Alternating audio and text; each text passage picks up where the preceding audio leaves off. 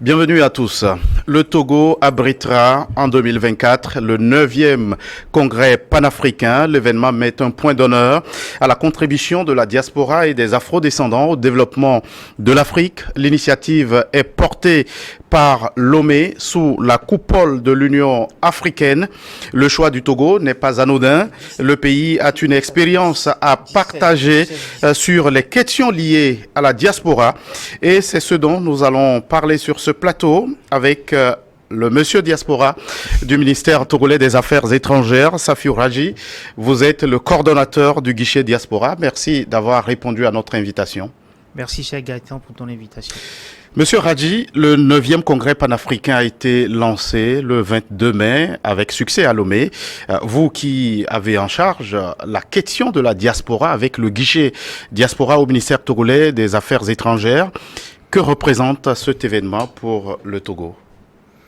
D'abord, si vous permettez, Gaëtan, je voudrais saluer ici les autorités de notre pays qui ont accordé une importance capitale à cette question du panafricanisme et qui ont bien voulu porter ce sujet tel que l'a dit la ministre d'Afrique du Sud comme étant un des premiers sujets de l'agenda 2063 pour le continent et au niveau de l'Union africaine. Donc je voudrais d'abord saluer ce leadership de nos plus hautes autorités de notre pays. Quant à ce qui est de l'importance du panafricanisme et du lancement du 9e congrès, il faut juste se rendre compte que les congrès panafricains ont été organisés beaucoup plus à l'extérieur que sur le continent. Sur les 8 congrès précédents, il y en a 5 qui ont été organisés à l'extérieur et 3 à l'intérieur. Donc il faut garder à l'esprit le fait que depuis 2014-2015, parce qu'il y a eu 2014 à Johannesburg et 2015 à Accra, il n'y a plus de congrès panafricain. Donc il y avait un besoin de se retrouver pour parler de ce sujet, de cette doctrine importante qui a révolutionné en fait le continent au moment où les premières idées panafricaines, les premières idées panafricanistes ont été mises dans le débat. Donc c'est d'abord une façon de revenir aux sources. C'est d'abord un retour aux sources du panafricanisme. La deuxième précision que je voudrais apporter humblement, c'est que on voit ici et là sur le continent le retour de ces idées panafricanistes et même des jeunes qui se disent panafricanistes, panafricains avec beaucoup de force. Donc c'est aussi une façon de répondre à cette aspiration profonde de nos populations, de nos jeunesses, qui est quand même le fer de lance de notre continent. Et puis il y a une troisième composante que je voudrais préciser, c'est que quand on regarde la carte du monde aujourd'hui, la diaspora et les afro-descendants sont un peu partout dans le monde. C'est eux-mêmes qui représentent l'image du continent dans le monde. Et il est important qu'on réponde à une de leurs aspirations identitaires. Je parle d'identité ici au sens ouvert du terme, au sens de construction du terme, non fermé, au sens vraiment inclusif du terme. Ils ont besoin de cette identification par rapport au continent, de ce retour aux sources. Et le congrès panafricain vise aussi à répondre à leurs aspirations profondes, puisque cette diaspora et les afro-descendants sont déterminés, sont engagés à contribuer fortement au développement du continent. Et maintenant, pourquoi un lancement à 1 an de ce rendez-vous de l'Afrique avec ses fils et filles d'ici et d'ailleurs? Parce qu'en fait, ce sujet est un sujet vaste, c'est un sujet ambitieux, c'est un sujet en plus qui correspond à un besoin très critique de notre continent, de se rassembler, d'aller vers vraiment, comme le montre le logo de notre événement, vers les racines, de repartir vers les racines pour pouvoir mieux rebondir avec le panafricanisme. Et donc, pour traiter un sujet aussi important à notre époque, il faut prendre du temps. Il faut prendre le temps de la réflexion, le temps des débats, le temps des discussions, le temps vraiment qu'il faut pour construire et reformuler les choses. Parce que je vous rappelle que le thème de ce congrès, c'est vraiment de regarder la place de l'Afrique dans le Conseil des Nations, la manière dont l'Afrique se positionne en termes de rôle, en termes d'engagement, de positionnement par rapport aux questions de réforme des institutions multilatérales. Et puis, pour pouvoir faire tout ça, on veut mobiliser des ressources, toutes les ressources qu'il faut, et agir en étant dans une optique de réinvention du panafricanisme. On retiendra aussi cette nouvelle terminologie dont vous avez fait usage lors de ce lancement, l'africanophonie, que porte d'ailleurs la plateforme qui a servi à relayer l'événement. Que renferme-t-elle, cette africanophonie?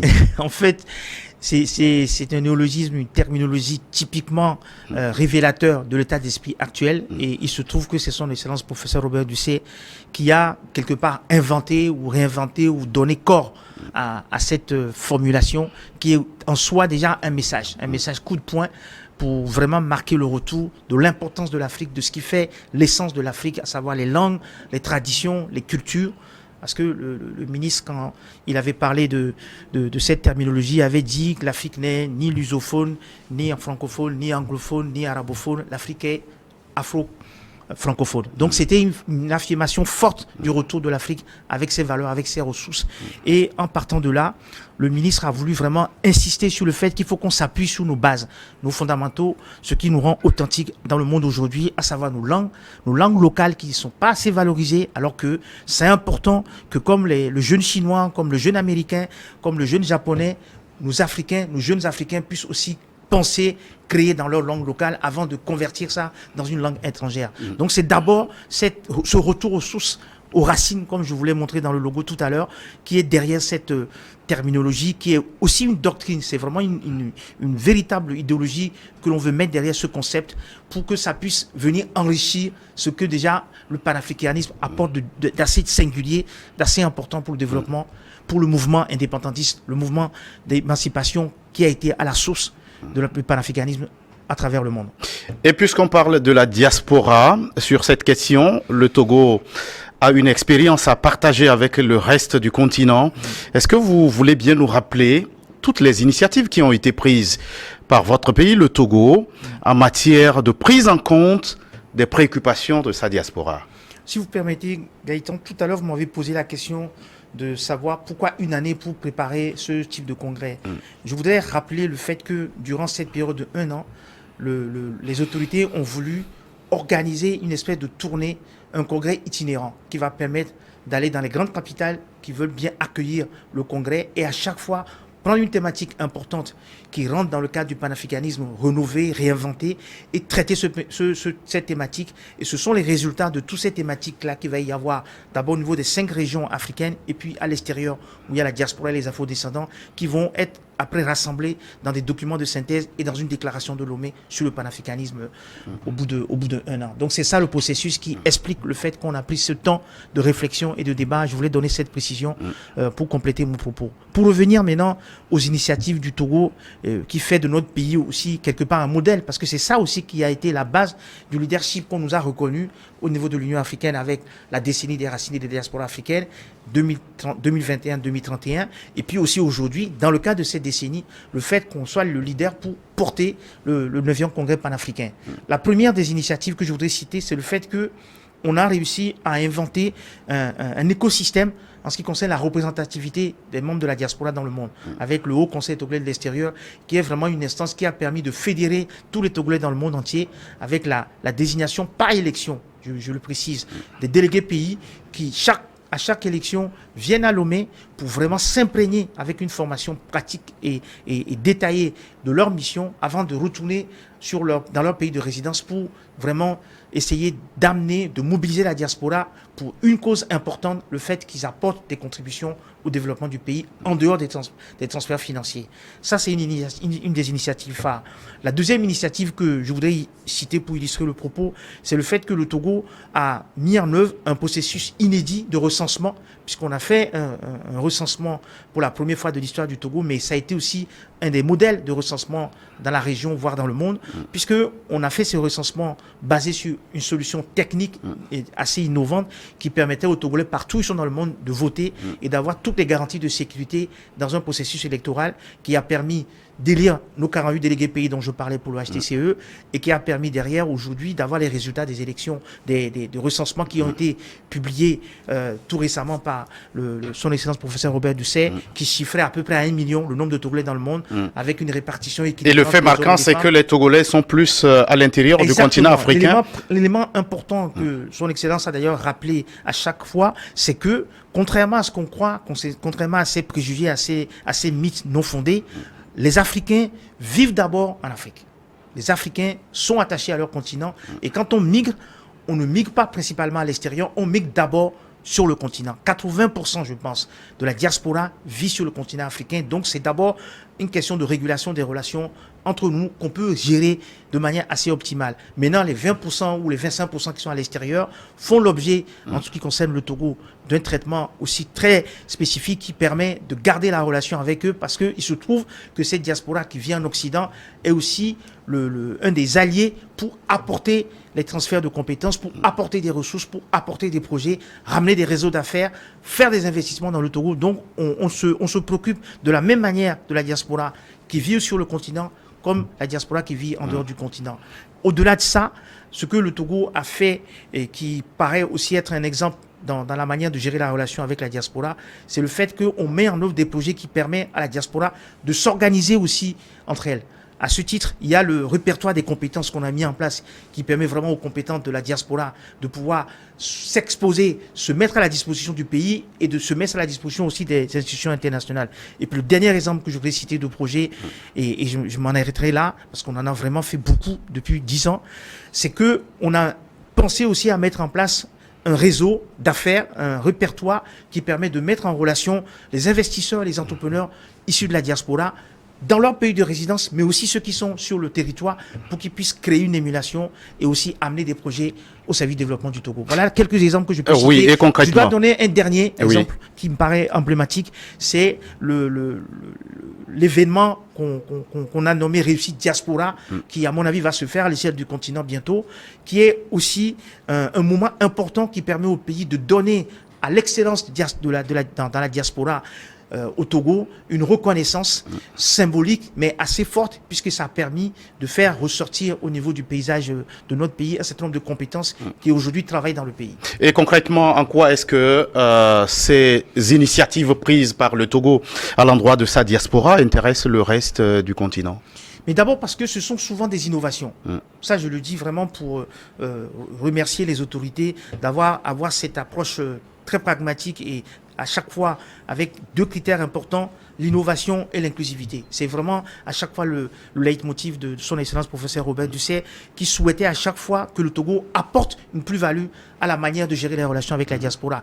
Et je vous assure que c'est ça qui a valu au Togo la reconnaissance internationale. Quand on va dans des réunions à l'extérieur, moi je peux vous le dire, pour les quelques réunions auxquelles j'ai eu la chance de participer, notre pays est vu vraiment comme un modèle. C'est pas simplement une question de leadership au niveau de l'Union africaine, même dans les réunions techniques. Je peux prendre l'exemple de la réunion qu'on a fait à Rabat en janvier sur la question de la réduction des coûts de transfert. Notre pays a été cité comme modèle, d'abord dans la manière dont on accompagne les transferts financiers et les propositions qui ont été faites pour avoir effectivement la réduction de ces coûts de transfert au profit du développement de notre continent. Alors, comment mesurez-vous les résultats de ce dispositif que vous avez mis en place à l'endroit des Togolais de l'extérieur ?